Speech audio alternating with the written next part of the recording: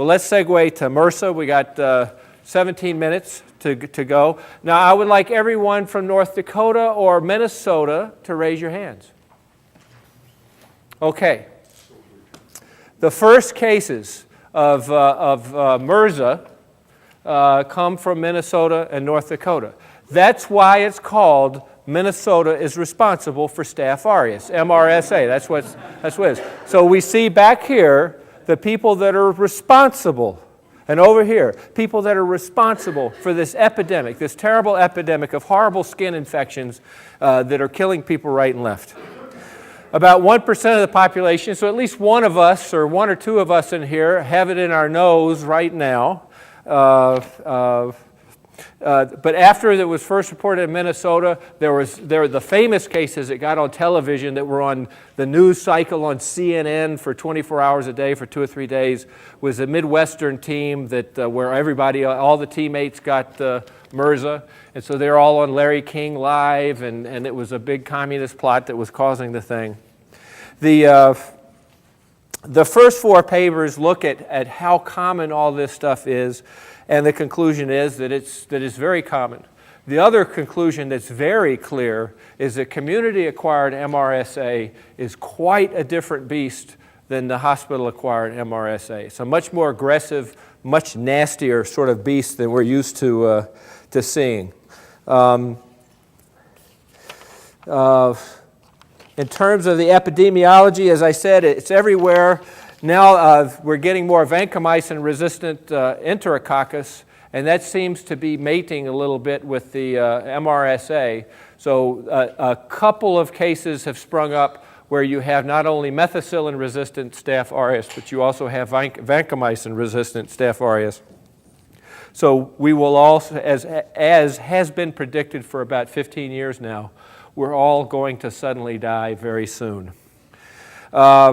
This study in New England Journal by Moran, 2006, of all the Staph aureus skin infections that were seen, about 75% of them were MRSA, and 60% of all skin infections seen in this series were MRSA. So therefore, MRSA has become the norm.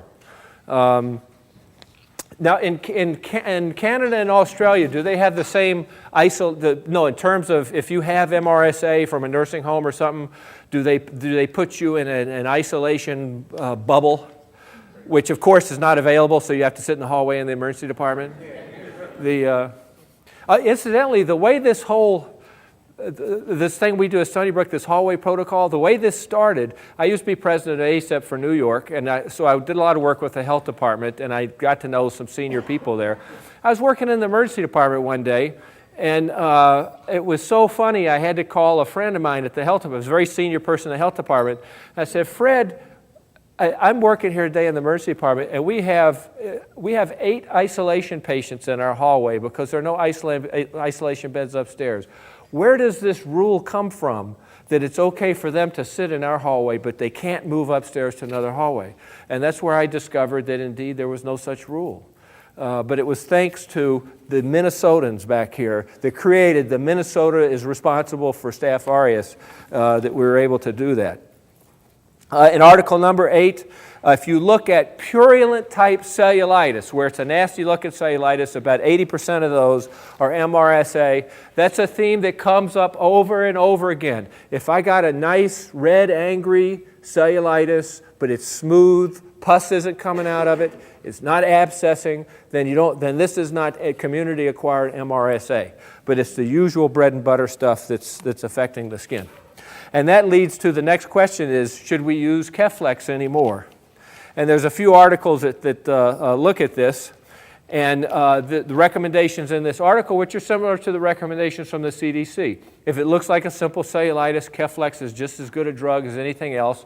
But when it's nasty looking, purulent, or abscessy, then you got to switch to something else.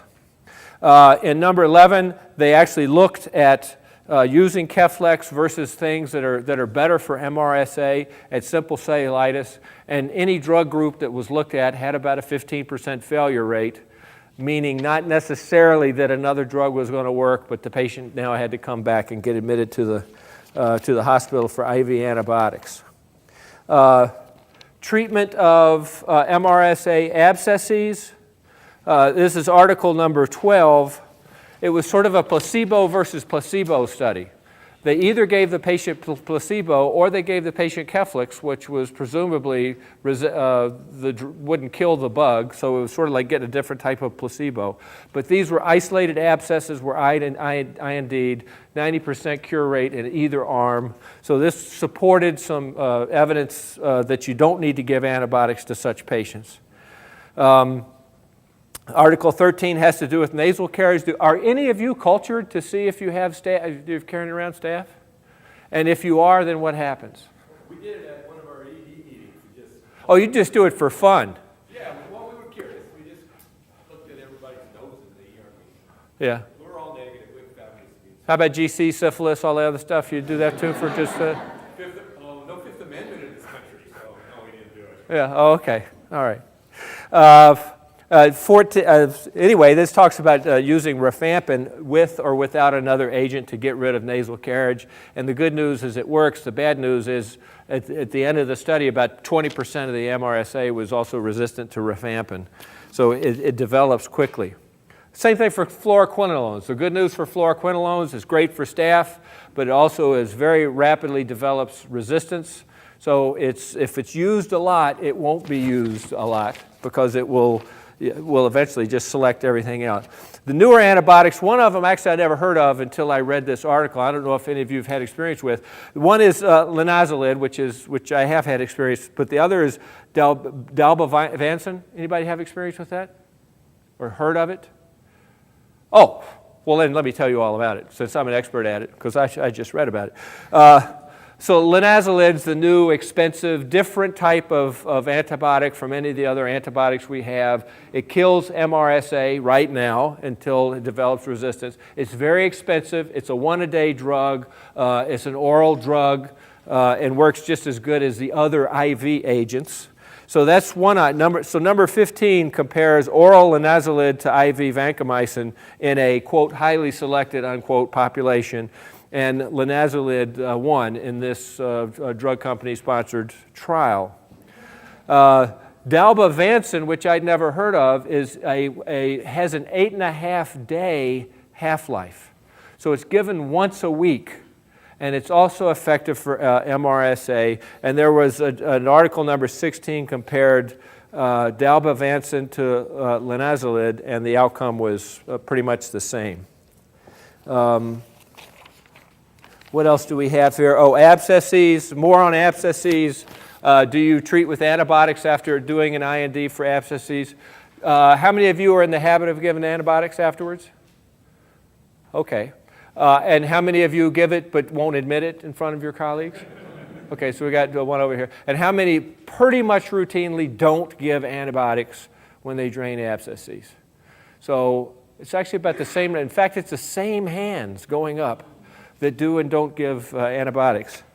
So Articles 17, 18, and 19 are all supportive of the idea that when you drain abscesses, the outcome is no difference with or without antibiotics. And if it makes you feel more comfortable not doing it, since obviously in this course, we just sort of have a punch biopsy of a variety of articles, and it's not necessarily the definitive comprehensive review, at least from your perspective. We know it is, but you might not think so. Both the CDC and the Infectious Disease Society have both signed on to the notion that abscesses are to be treated by IND and not with antibiotics. Obviously, if you're doing an abscess and there's a substantial area of surrounding cellulitis, you've got to treat the cellulitis. But a good, well-walled off localized abscess just saved the antibiotics. And article number 20 is, does hand washing help? I guess we've already talked about that enough here. It makes you want to just go and wash your hands.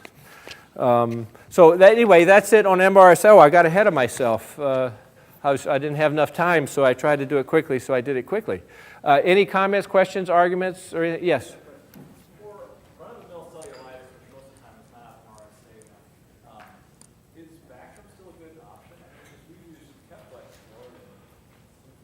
The question is Bactrim a good option for run-of-the-mill cellulitis?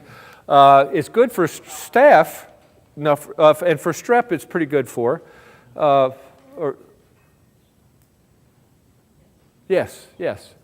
I personally hate Bactrim. I hate Bactrim for two reasons. One is a patient I had when I was in training that she got agranulocytosis from the Bactrim and died, and then a case subsequently they got Stevens-Johnson from it and died. So they both happen to be Bactrim. So I have a sort of skewed experience that I dislike. But Bactrim is Bactrim, Clinda, rifampin with at least one other drug. All are good for general cellulitis, but you want to stick as much as possible with, if the patient can take it, cephalosporins. Now, what about penicillin allergy? What's the latest and greatest with pen allergies and cephalosporins? Depends on if it's anaphylactic or not. So most people shy away, at least from first-generation cephalosporins with penicillin anaphylaxis. It's not clear whether there's any cross-reactivity at all with third-generation cephalosporins. We just actually had a referral from our ICU that they think that we caused a rash by giving ceftriaxone to somebody that was pen allergic, and what they didn't know that the guy actually had the rash before we gave the antibiotics. So we suspect it wasn't due to the antibiotics. But anyway, I had to put together a literature review on this to send back to them, and it's fairly comprehensive and consistent literature that there's no cross-reactivity. There's one really cool article on allergies I'll just pass on to you that looked at if you're allergic to penicillin, what happens with other drugs. And the answer was that you have an increased likelihood of being allergic to a cephalosporin and Bactrim and erythromycin and Zithromax. And basically the punchline of the article was, and this was in a very large study, is if you're allergic to one drug, you're the sort of person that's going to be more likely to be allergic to other drugs. And the rate of allergy was no different for cephalosporin or Zithromax or the other drugs. So it's really an interesting, it was sort of an allergy alert. If you're allergic to anything, worry about other things. So I thought that was a really cool article. Yeah? Well, there's a paper that I just knew about because my infectious disease prof, who was my attending in med school, wrote the article, right? Where when Keflex just came out, they had this theoretical issue. So this guy actually did a study where everybody who got Keflex, who had a penicillin allergy history, they just followed up to see how many of them got rashes, and the incidence of rashes was identical with and without the penicillin allergy history. So there's no... Some of this is really hard to let go of. It doesn't matter how many ways you look at the articles that seafood allergy has, or shellfish allergy has nothing to do with iodinated contrast. Still, when somebody says they're allergic to shellfish, then the radiologist, their anal sphincter tone goes up to about 300 millimeter mercury, and they just have to walk into the room like this. And we will kill you if we do this study. Do you still want the study? And it's weird. Anyway, everybody grab some coffee or something, and at 5:30 in 3 minutes we'll have our panel.